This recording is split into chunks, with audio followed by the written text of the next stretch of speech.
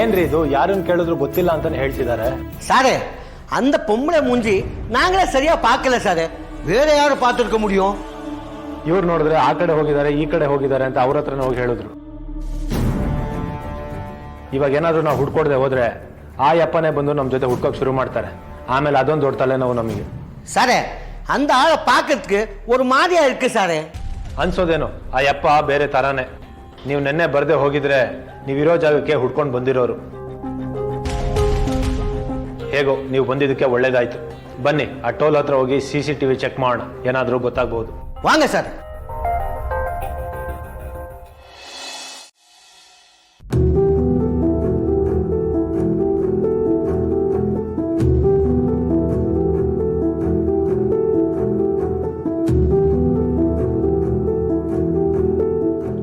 Low ವಿಶ್ವ, ನಾನು ಬಂದಿರೋದನ್ನ ನೋಡಿದ್ರು ಹಾಗೆ ಸುಮ್ಮನೆ ಕೂತಿದ್ಯಲ್ಲ ನೀನು. ಇನ್ನೇನ್ ಮಾಡ್ಬೇಕು? ನಿನ್ ತರನೇ ಕೋತಿ ತರ ಕುಂತ್ಕೊಂಡು ಮಾತಾಡ್ಬೇಕಿತ್ತ? ತರ್ಲಿ ಕಣವ್ ನೀನು. ಕೋಪದಲ್ಲಿ ಮಾತಾಡಿದ್ರು ಎಷ್ಟು ತಮಾಷೆ ಆಗಿರೋದು ಗೊತ್ತಾ?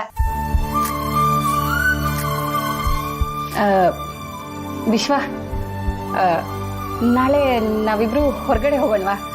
ಅಂದರೆ ನೀನು ಮನೇಲಿದ್ದು ತುಂಬ ಬೋರ್ ಆಗಿರುತ್ತೆ. ನನಗೂ ನಿನ್ನ ಜೊತೆ ಹೊರಗೆ ಹೋಗ್ಬೇಕಂತ ತುಂಬ ಆಸೆ ಆಗ್ತಿದೆ, ಅದಕ್ಕೆ ಕೇಳ್ತಿದ್ದೀನಿ. ನೋಡು, ನನಗೆ ಆ ಥರದ್ದು ಯಾವ ಆಸೆನೂ ಇಲ್ಲ. ಸುಮ್ಮನೆ ನನ್ನ ತಲೆ ತಿನ್ಬಿಡ, ಹೋಗಿ ಇಲ್ಲಿಂದ. ಯಾವಾಗ ಕೇಳಿದ್ರು ಇದೇ ರೀತಿ ಹೇಳ್ತೀಯಲ್ವೋ ವಿಶ್ವ? ಬಿಟ್ಟು ಹೋಗಿರೋಳ ಬಗ್ಗೆ ಯೋಚನೆ ಮಾಡೋ ಬದಲು ಕಣ್ ಮುಂದೆ ಇರೋಳ ಬಗ್ಗೆ ಯೋಚನೆ ಮಾಡ್ಬೇಕಲ್ವಾ? ಹಳೆ ನೆನ್ಪುಗಳು ವಾಸಿ ಆಗ್ಬೇಕಂದ್ರೆ ಹೊಸ ಜಾಗಕ್ಕೆ ಹೋಗ್ಬೇಕಣೋ, ಆಗ್ಲೇ ಮನ್ಸು ಹಗರ ಆಗೋದು. ಏನಂತ್ಯ, ಹೋಗೋಣವಾ?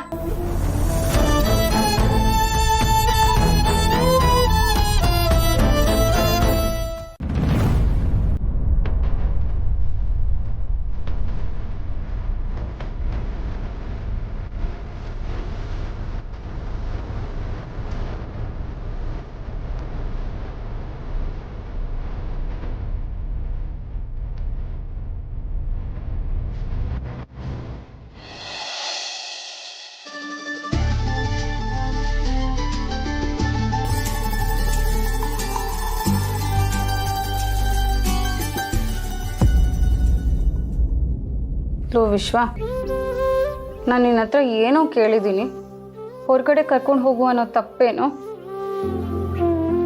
ನನಗೂ ಇಲ್ಲಿ ನಿನ್ನ ಬಿಟ್ರೆ ಬೇರೆ ಯಾರಿದ್ದಾರೆ ಹೇಳು? ಅತ್ತೆ ಮಾವನ್ ಕರ್ಕೊಂಡು ಹೋಗೋಣ ಅಂದರೆ ಅವ್ರ ಕೆಲಸದಲ್ಲಿ ತುಂಬ ಬ್ಯುಸಿಯಾಗಿರ್ತಾರೆ. ನನಗೆ ಅಂತ ನೀನೊಬ್ಬನೇ ತಾನಿರೋದು. ನೀನು ನನ್ನನ್ನು ಹೊರಗೆ ಕರ್ಕೊಂಡು ಹೋಗೋದಿಲ್ಲ ಅಂದರೆ ಹೇಗೋ ವಿಶ್ವ? ಅಮ್ಮ ನನ್ನ ಜೊತೆಲಿ ಇದ್ದಿದ್ದಿದ್ರೆ ನಂಗಿಂತ ಪರಿಸ್ಥಿತಿ ಬರ್ತಿತ್ತ ಹೇಳು?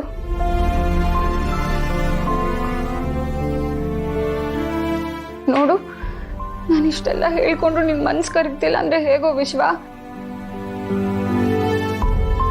ಸರಿ ಬಿಡು, ಇನ್ಯಾವತ್ತೂ ಎಲ್ಗೂ ಕರ್ಕೊಂಡು ಹೋಗು ಅಂತ ಕೇಳೋದಿಲ್ಲ. ಹೇಳೋದು ಹೆಣ್ಮಕ್ಳಿಗೆ ಅಪ್ಪ ಅಮ್ಮ ಇರ್ಬೇಕು ಅಂತ. ನೀನಂತೂ ಮಾತೆ.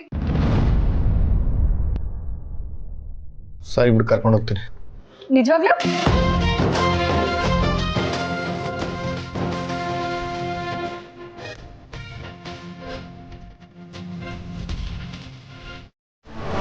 ಮತ್ಯಾಕೆ ನನ್ಗೆ ಆ ಯೋಚನೆ ಬಂತು? ಏನಾಯ್ತೀಗ? ಏನಿಲ್ಲಮ್ಮ, ಹಾಗೆ ಜೀವನದ ಬಗ್ಗೆ ಯೋಚನೆ ಮಾಡ್ತಿದ್ದೆ ಅಷ್ಟೆ. ಕೆಲವ್ರಿಗೆ ಸಾಯ್ಬೇಕು ಅಂತ ಇದ್ರೂ ಸಾಯಕ್ಕಾಗಲ್ಲ. ದೇವರು ಬದುಕೋಕ್ಕೆ ಮತ್ತೊಂದು ಅವಕಾಶ ಮಾಡಿಕೊಡ್ತಾನೆ. ಆದರೆ ಇನ್ನು ಕೆಲವ್ರಿಗೆ ಬದುಕಬೇಕು ಅಂತ ಆಸೆ ಇದ್ರೂ ಬೇಗ ಕರ್ಕೊಂಡ್ಬಿಡ್ತಾನಲ್ವಾ? ಅದೇ ಯಾಕೆ ಹೀಗೆ ಅಂತ ಯೋಚನೆ ಮಾಡ್ತಿದ್ದೆ.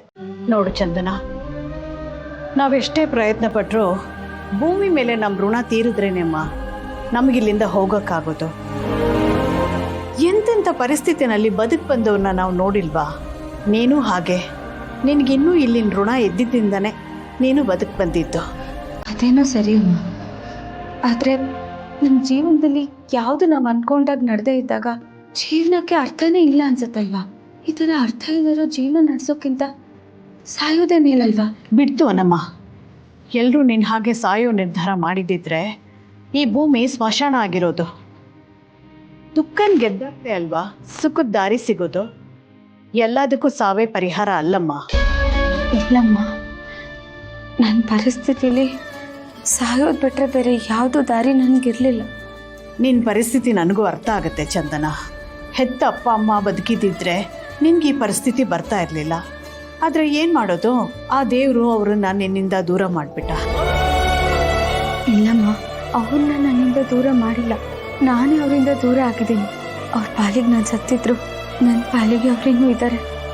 ನೊಂದ್ಕೋಬೇಡಮ್ಮ, ಹೆತ್ತರೆ ಮಾತ್ರ ಅಪ್ಪ ಅಮ್ಮ ಅಲ್ಲ, ನಿನ್ನ ಪಾಲಿಗೆ ನಾವಿದ್ದೀವಿ, ನಮ್ಮ ಮನೆಯವರಿದ್ದಾರೆ. ಹೆತ್ತವ್ರ ಪ್ರೀತಿ ಕೊಡೋಕ್ಕಾಗದೆ ಹೋದ್ರು ನಿನ್ನ ಬದುಕಿಗೆ ಸ್ಫೂರ್ತಿ ಕೊಡೋಷ್ಟು ಪ್ರೀತಿ ಕೊಟ್ಟೇ ಕೊಡ್ತೀವಿ. ಅಮ್ಮ, ಈಗ ನನ್ನ ಜೀವನಕ್ಕೆ ನಿಮ್ಮ ಮಾತುಗಳೇ ಆಸರೆ. ನಿಮ್ಮ ನೋಡ್ತಾ ಇದ್ರೆ ನಮ್ಮಮ್ಮನ್ನೇ ನೋಡಿದಾಗ ನಂಗೆ ಅನಿಸ್ತಿದೆ, ಅವ್ರ ಸ್ಥಾನನ ನೀವೇ ನನಗೆ ತುಂಬ್ತಿದ್ದೀರ. ನೀನು ನನ್ನ ತಾಯಿ ಅಂತ ಒಪ್ಕೊಂಡ್ಮೇಲೆ ನನ್ನ ಮಾತು ಕೇಳ್ತೀಯ ತಾನೆ? ಇನ್ಯಾವತ್ತೂ ಸಾಯೋ ಮಾತಾಡಬಾರ್ದು. ಜೀವನದಲ್ಲಿ ಏನೇ ಬಂದರೂ ಎದುರಿಸಿ ನಿಲ್ತೀನಿ ಅಂತ ಬದುಕು. ನಿನ್ನ ಜೊತೆ ನಾವಿರ್ತೀವಿ, ಧೈರ್ಯವಾಗಿರೋ.